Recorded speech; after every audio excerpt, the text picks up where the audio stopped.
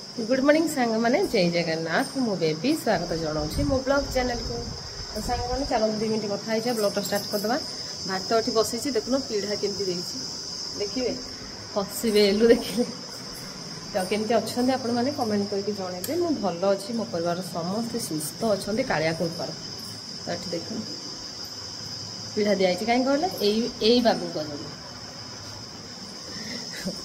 तो ना रही होनी परिया भी काटी होनी कि गरम मत गरमटा बेसी मुझे भावे मत जोरिया गरम मत गरम दिनटा बेसी माने इरिटेट करे मत शीत वर्षा मत बहुत भल किंतु ये गरम जीवन छाड़गला भाया मत लगे तो चुली आज भात बसेनी कारण आज अल्प चुड़ी ना रांधि आज आम जो जीवार था खोर्धा ना तो पुआ छाड़िया से काली भात अधिक रांधि कारण आज आम सका पखाड़ खाई जीवु बोली किंतु आम तो गलुनी पखाड़ अच्छी मुझे ना अधिक भात बसईबी गैस बसईदेवी जुड़ीना को कारण मत साढ़े अलग केते गुड़े कम सब अच्छे आज तो बैग पैकिंग करी सिलाई करी सब करी जब चुल्हे भात बसई डेरी हम पुणी भात अधिक रात पुणी नान तरकारी आसो केते सारा कथा देखले एका निश्वास के कहीदेवी तो से भात कम रांधि नान तरकारी आस रात बोली से भात कम रांधि आउ घरे कहीं भी ना राजा जाइए आंब गोटे बोली राम जाइए डांस क्लास आउ भाई जाइए कम बो ठाकुर पूजा कर मुझे तो मत कल रात भात खाई नी भोक लगे 2टा चकुड़ी कर खाई एमती सब कम चलती घर सांग मैंने केते गुड़े कम है आज भी सहज संडे थिला संडे तो जानी थे मो वीडियो काम सका तो ओडिया बहू बेबी किचन रे वीडियो आसी सारे आपण मैंने जाकि देखु ये वीडियोटा तो आस बोधे सोमवार बासी दिन मुझे डेट दिनर नाटा भी कहनी से आम बों ना तो सोमवार ता पर दिनटा पूर्व नुह पूर्व रविवार ता पर दिन तो से दिनटे ब्लॉगटा आसो बोधे तो ता पूर्व तो आज हूँ संडे जो न आज भिडटा बनाऊँ तो आसो आज तो संडे आम घर मानने किसी आईंस पत्र आज हबार ना तो मुझे चलिए कोबी फोबी आड़े कटाकटी करी भजा भुजी करी चलतु आज दिनटी आरंभ केमती दिनटी कौन भितर कम होसे सब अपडेट आपको देवी आपको जब आम चैनल भल लगुच निहाती चैनल टी सपोर्ट सब्सक्राइब करने जमार भी भूलुनि जल्दी जल्दी बेल आइकन को क्लिक कर दिंतु जहाँद्वारा कि नोटिफिकेशन आपण पाखे तुरंत जाकि पहुँच तो हाँ चलते सांग आज दिन आरंभ होगा देखिए आज दिन केमती कौन कटुची काटा सबुदिन से सेम डायलॉगटा माइली हाँ चलते और आम काटे आग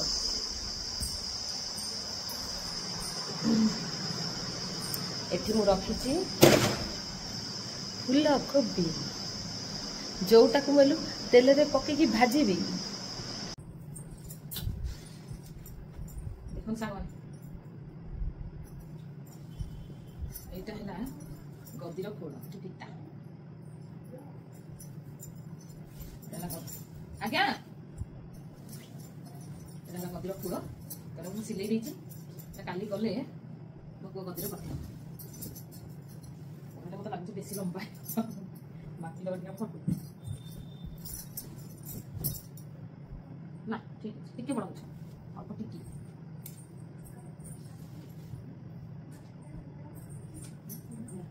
सागवान समान हो समान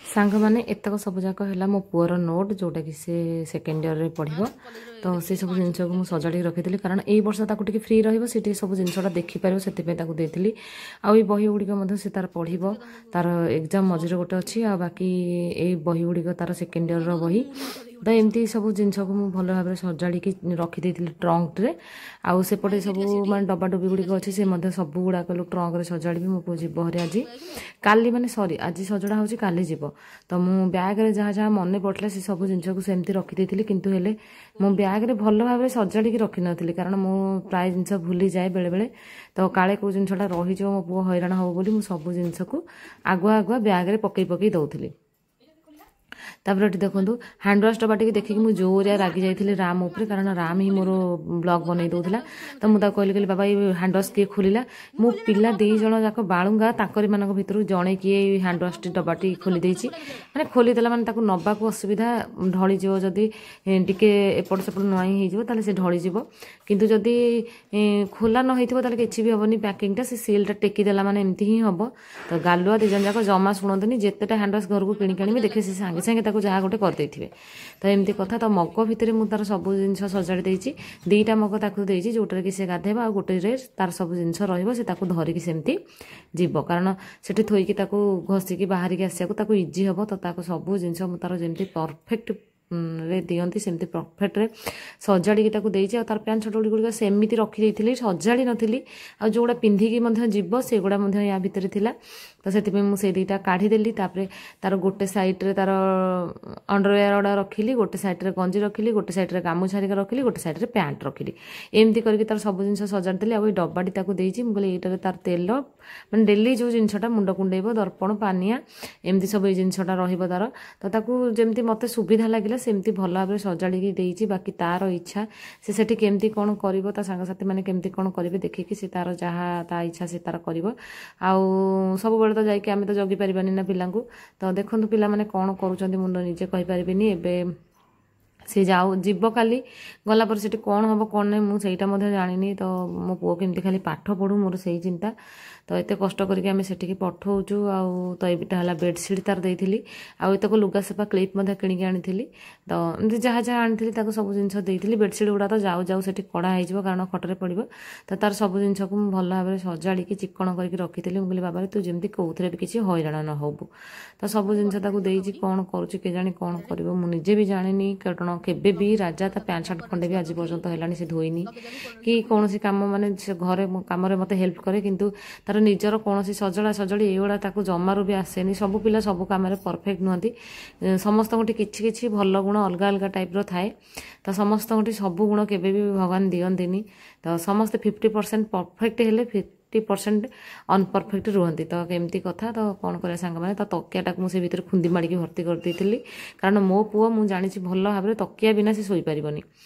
ତା ବାବାର ତାର ନିହାତି ତକିଆ ଦରକାର। ଆମେ ସାନ ରାମ ଆଉ ମୁଁ, ଆମେ 2 ଜଣ ତକିଆ ଦେଉନୁ, ଆମର ତକିଆ ଦରକାର ନାହିଁ।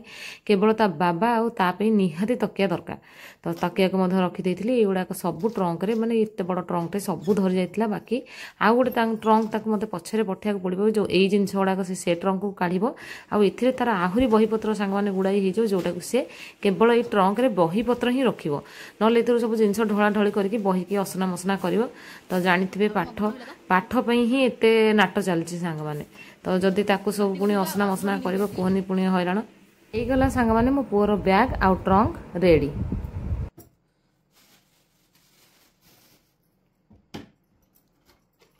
ଦେଖନ୍ତୁ ସାଙ୍ଗମାନେ, ନାନ୍ ତରକାରୀ। ଆଉ ଏଠି ମୋ ପୁଅର ସବୁ ବ୍ୟାଗ୍ ପତ୍ର ପ୍ୟାକିଂ ହେଇକି ରହିଯାଇଛି। ଏମିତି ତା ବାବା, ଏ ଭଗବାନ ଏଡ଼େ ବଡ଼ ମିରର ଦେଇଦେଲେ। ତ ମିରରଟା ଆଣିବାକୁ ମନ ନଥିଲା, ତା ବାବା ଆଣିଛନ୍ତି।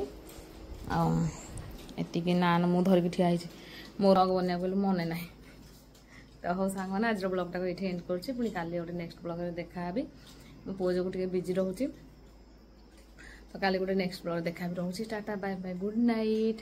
ଯଦି ଚ୍ୟାନେଲ୍ ଟିକେ ସବସ୍କ୍ରାଇବ୍ କରନ୍ତି ତାହେଲେ ଜଲ୍ଦି ଜଲ୍ଦି ସବସ୍କ୍ରାଇବ୍ କରିଦେଇକି ଯାଆନ୍ତୁ। କାଲି ଯିବା ରାଜାକୁ ତା ହଷ୍ଟେଲ ଛାଡ଼ିବା ପାଇଁ।